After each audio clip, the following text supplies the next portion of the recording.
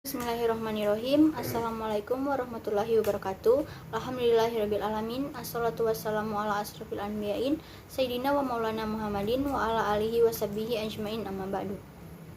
Perkenalkan, nama saya Srining Sila Garuda, NIM 2012402, Prodi Manajemen Pendidikan Islam, Fakultas Tarbiyah dan Ilmu Keguruan Institut Agama Islam Negeri IAIN Manado.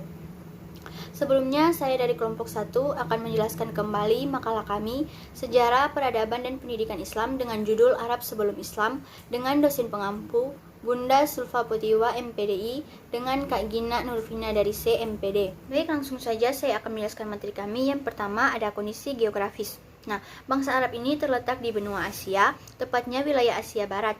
Nah, meski letaknya ada pada bagian barat benua Asia, namun wilayah Asia Barat ini identik dengan sebutan wilayah Timur Tengah.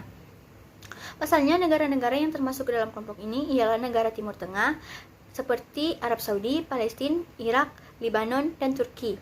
Nah, jadi geografi Jazirah Arab ini yang dikelilingi oleh padang pasir dan lautan luas, sementara negerinya gersang dan tidak dialiri oleh sungai dan tidak juga dapat disiram oleh air hujan, karena terkecuali Yaman di sebelah selatan. Maka wajar kalau di masa itu Jazirah Arab tidak dikenal kecuali Yaman. Selanjutnya, karena sebagian besar tanah Arab berupa padang pasir dan gurun yang tandus, maka kebanyakan penduduknya hidup berpindah-pindah. Hal ini menyebabkan timbulnya perselisihan antar satu suku dan suku lainnya, karena perebutan lembah dan air. Karena itu, mereka terbentuk dengan sifat berani dan suka berperang. Mereka hidup dalam udara yang merdeka, jauh dari jangkauan kaum penjajahnya. Yang kedua ada peradaban bangsa Arab sebelum Islam. Nah, haruslah kita ketahui walaupun agak sedikit keadaan bangsa Arab sebelum datang agama Islam, karena bangsa Arablah bangsa yang mula-mula menerima agama Islam.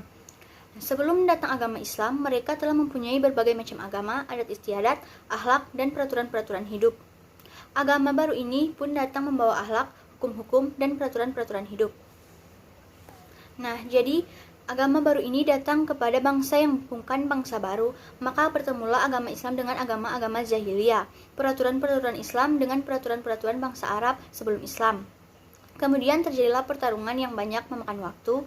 Pertarungan-pertarungan ini baru dapat dipahami dan didalami kalau pada kita telah ada pengetahuan dan pengalaman sekedarnya tentang kehidupan bangsa Arab sebelum datangnya agama Islam. Selanjutnya, sejarah bangsa Arab penduduk gurun pasir ini hampir saja tidak dikenal orang. Yang dapat kita ketahui dari sejarah mereka hanyalah dimulai dari kira-kira 50 tahun sebelum Islam. Nah, adapun yang sebelum itu tidaklah dapat diketahui. Yang demikian disebabkan karena bangsa Arab penduduk padang pasir itu terdiri atas berbagai macam suku bangsa yang selalu berperang-perangan. Nah, perang-perangan itu pada awal mulanya ditumbuhkan oleh keinginan memelihara hidup, karena hanya siapa yang kuat sajalah yang berhak memiliki tempat-tempat yang berair dan padang-padang berumput, tempat pengembalaan binatang ternak. Adapun si lemah, dia hanya berhak mati atau jadi budak saja. Nah, yang ketiga ada kerajaan-kerajaan Arab sebelum Islam. Yang pertama ada kerajaan Yaman. Nah, kerajaan Yaman ini adalah salah satu negeri Arab yang subur. Bangsa Arab di Yaman adalah bangsa yang mempunyai peradaban tertinggi. Mereka bersifat menetap, tidak nomaden, dan memandirikan kerajaan yang bertahan dalam waktu yang lama.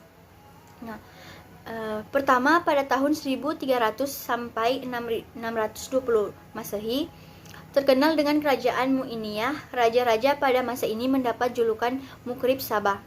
Pusat pemerintahannya terletak di kota Sirwa. Pada masa inilah bendungan Ma'rib dibangun. Selanjutnya yang kedua ada kerajaan Hira.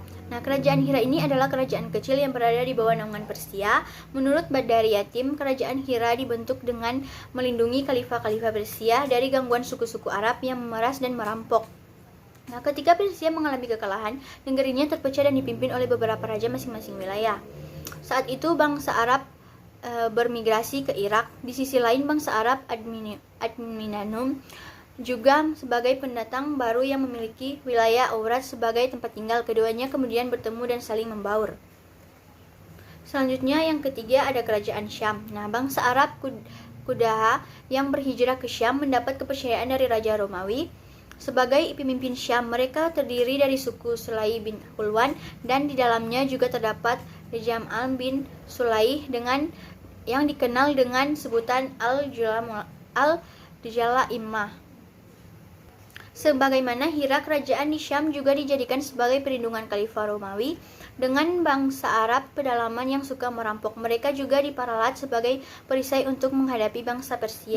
Kerajaan yang keempat adalah pemerintahan di Hijaz. Nah, Hijaz memiliki 3 kota utama, yaitu Taif, Mekah, dan Madinah.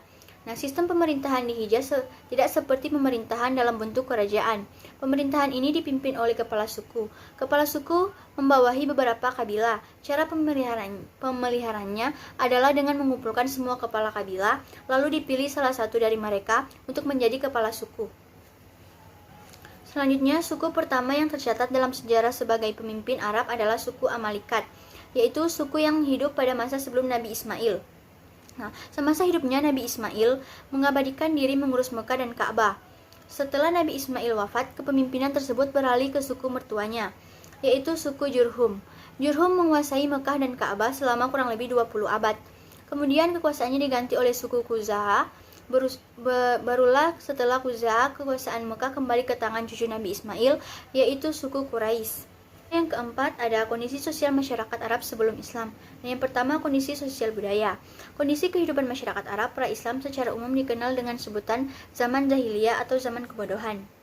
Nah, hal ini dikarenakan dalam waktu yang lama masyarakat Arab tidak memiliki kitab suci, ideologi agama, dan tokoh besar yang membimbing mereka. Nah, yang kedua ada kondisi sosial politik. Yang pertama, adanya persaingan dalam konteks keagamaan dan kekaisaran Baitun dan Persia. Yang kedua, lengsernya kerajaan Arab Selatan akibat beralihnya peta perekonomian ke Romawi. Nah, selanjutnya yang ketiga ada religius, kondisi religius. Yang pertama, fetishisme, yaitu penyembahan pada batu. Yang kedua ada animis, atau kepercayaan terhadap roh. Yang ketiga dinamis, atau kepercayaan terhadap nenek moyang. Dan yang keempat ada totemis, yaitu kepercayaan kekuatan dalam suatu berupa burung, ikan, binatang, atau tumbuhan-tumbuhan lainnya. Nah, yang terakhir ada suku bangsa Arab sebelum Islam. Yang pertama ada bangsa Arab Baidah, yang kedua ada bangsa Arab Bakia, dan yang ketiga ada bangsa Arab Arabia, dan yang terakhir ada Arab Mustarabah atau Muta'aribah. Itulah penjelasan materi mengenai Arab sebelum Islam. Apabila ada salah kata mohon dimaafkan. Sekian dari saya. Wabillahi taufiq wal hidayah. Wassalamualaikum warahmatullahi wabarakatuh.